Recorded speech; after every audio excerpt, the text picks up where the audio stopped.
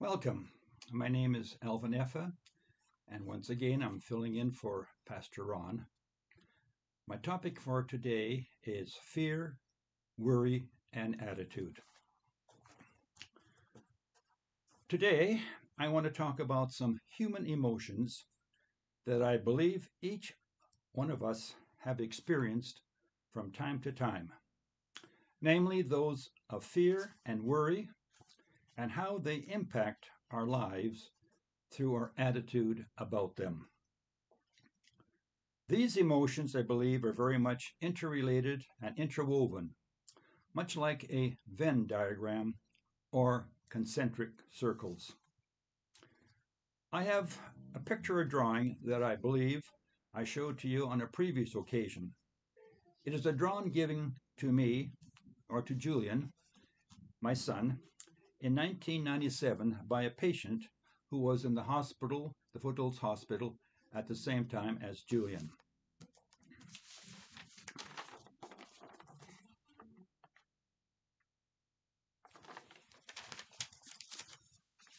The title of the picture is Don't Ever Give Up. One could say, that's a silly picture, because eventually one or both of those people, all those animals, birds, will lose the battle.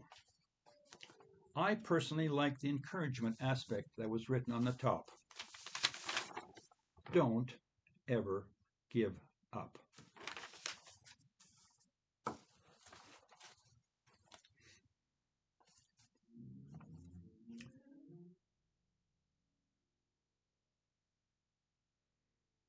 In Deuteronomy 3:18 we reads, God, through Moses, instructed Moses to go and to encourage Joshua, who would be taking over the leadership and responsibility of leading the people of Israel into their promised land.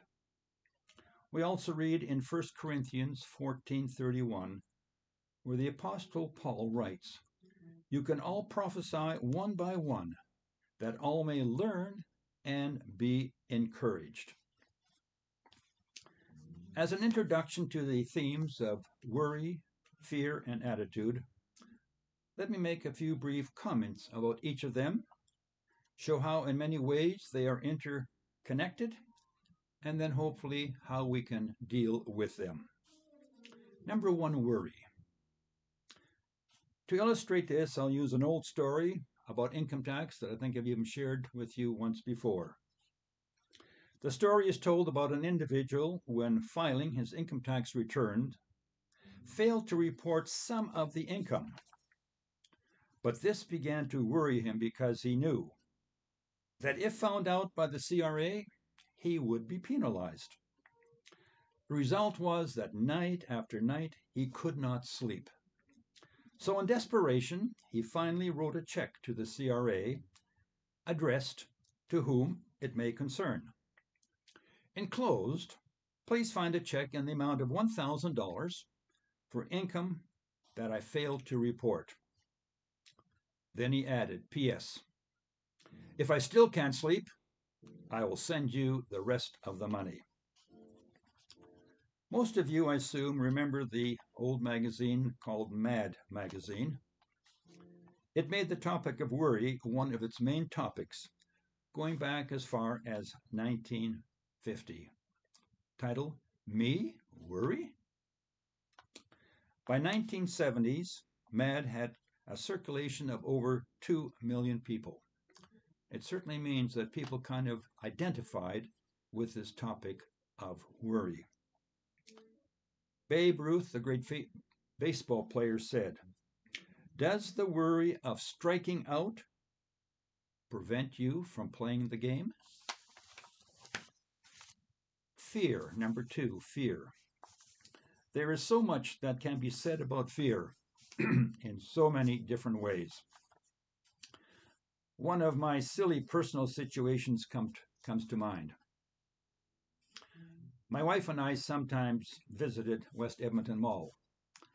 I liked going there because it was different and also because of the many unique rides that they have at that mall. One of the rides that I went on, I forget the exact name of it, but I think it was the Moon Ride, and that's that boat that goes up and down and back and forth and almost stalls at the very top and then comes down again. We'd only been on the ride, or I'd only been on the ride for a couple of minutes, and all at once the boat stopped, almost at the top. Well, at first we kind of thought it was funny, but as time went on, we realized it wasn't so funny. Fortunately, we were strapped in with our heads hanging down. Minute went by, 2 minutes, 5 minutes. The engineers were frantically trying to get this thing down. But in the meantime, a fairly large crowd had gathered around to just see what was happening to these idiots on this ride. My wife did not go on the ride with me, but she was standing down below watching this thing. And out of the blue, she hollered, "Alvin, throw me your wallet." Well, that broke the house down. Everybody started laughing, and the tension was gone. The worry was gone. The fear was gone. We all started laughing. What a nice way to break some tension. Matter of fact, one of the engineers actually came to her later on and said, "Thank you. You helped." Attitude. Volumes have been written about this topic. Many years ago, TV evangelist Charles Swindoll addressed this topic in some pretty deep detail. To paraphrase what he said is this: "The longer I live, the more I realize the impact of one's attitude towards life." He concludes by saying that he is convinced that life is 10% of what happens to us and 90% of how we react to it. Pastor David Jeremiah from the Shadow Church in California often talks about the giants in our lives and has written a book called "Slaying the Giants in Your Life." So what is the biggest giant that we face on a daily basis in terms of human emotions? Apparently, worry happens to top the list.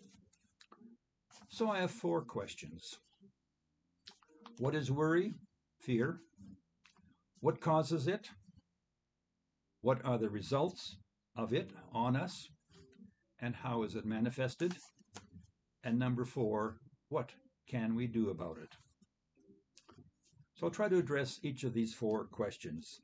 Number 1, what is it? Simply stated, worry is a state of mind that comes with choices. Its causes are unlimited, and the results of worry can actually be very harmful. I think we all agree that worry really is quite useless and can actually also be very unhealthy. But for some reason or other, we just can't seem to shake it. Corrie ten Boom wrote, "Worry is like an old man with bended head carrying a load of feathers." I can imagine if we all sat down and made a list of all the things we worry about, it could very well fill a page or more. And at every new stage in our life, we would probably come up with a new list of things to worry about. I read a report on this topic of worry some time ago, and it stated that on average, a person spends 15 hours each week worrying about things, most of which never happen. 2, what are the causes of it? Without question, our life is marked by things that just happen. Some planned, many unplanned. Some major, others just small annoyances. We may have to deal with the unexpected loss of a loved one, illness, loss of or change of a job, poor health, money, children, grandchildren, aging parents, moving to a new location, finding the right church, etc. The list could virtually be endless. So, is it okay to worry? Yes. But definitely not anxious worry, as is recorded in Matthew 6:34. We're advised to take no anxious thought for the morrow, about tomorrow. 3. What are the results and how is it manifested? As already stated, sometimes it results in sleepless nights.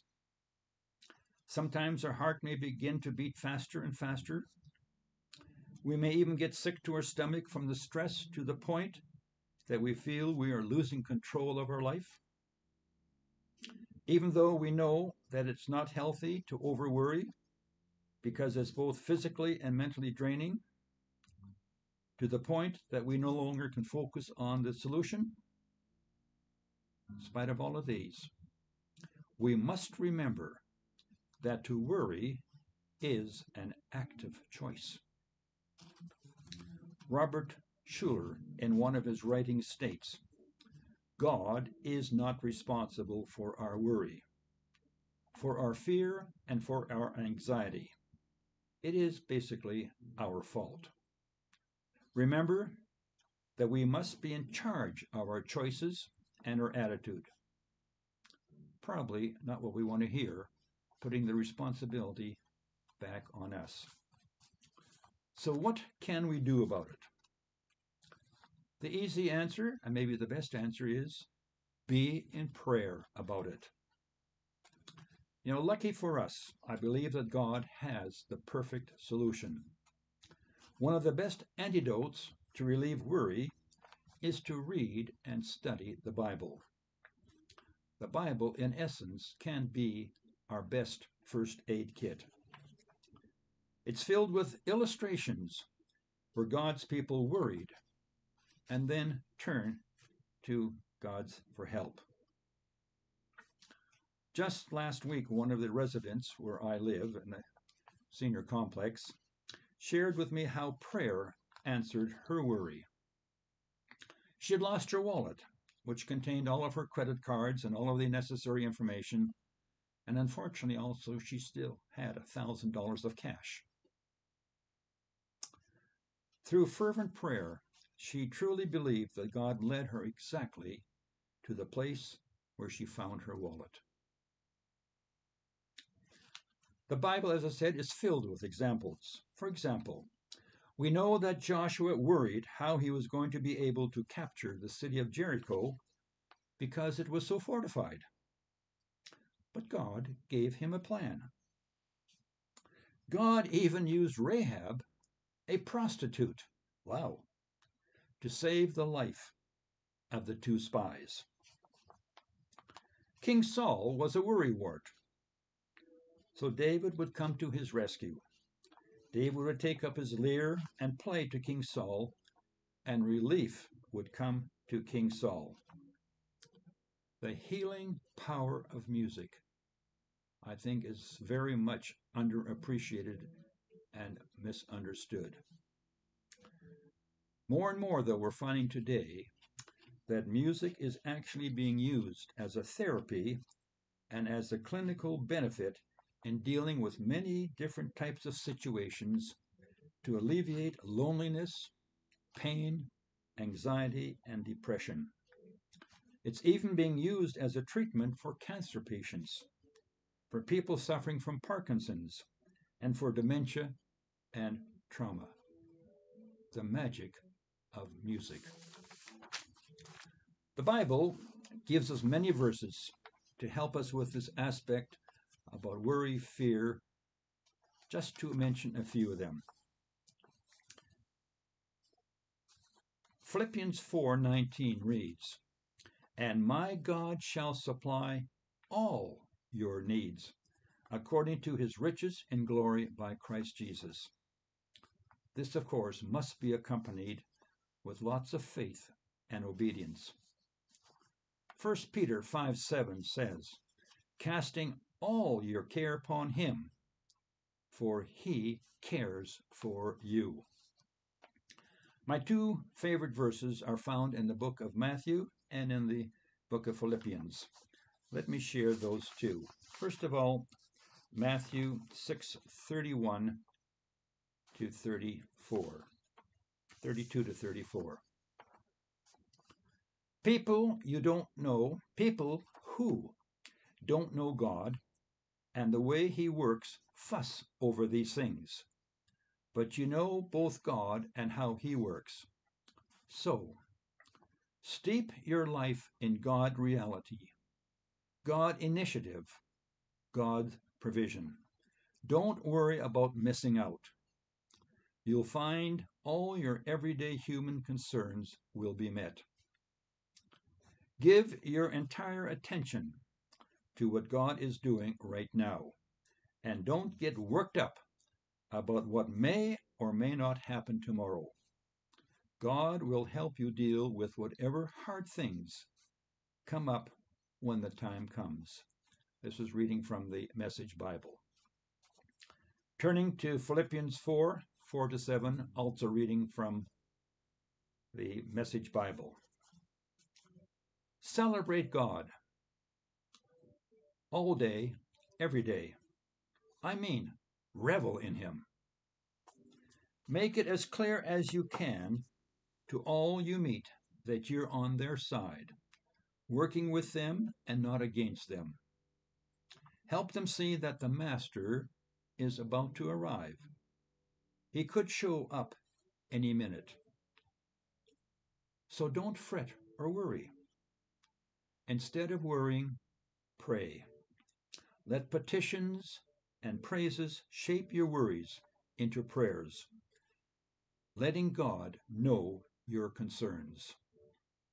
Letting God know your concerns. And before you know it, a sense of God's wholeness, everything coming together for good, will come and settle you down. It's wonderful what happens when Christ displaces worry at the center of your life.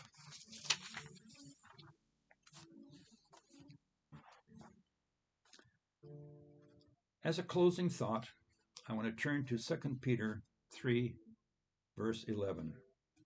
When the Apostle Peter asked this question, "What manner of person ought you to be in holy conduct and godliness?" I'll repeat.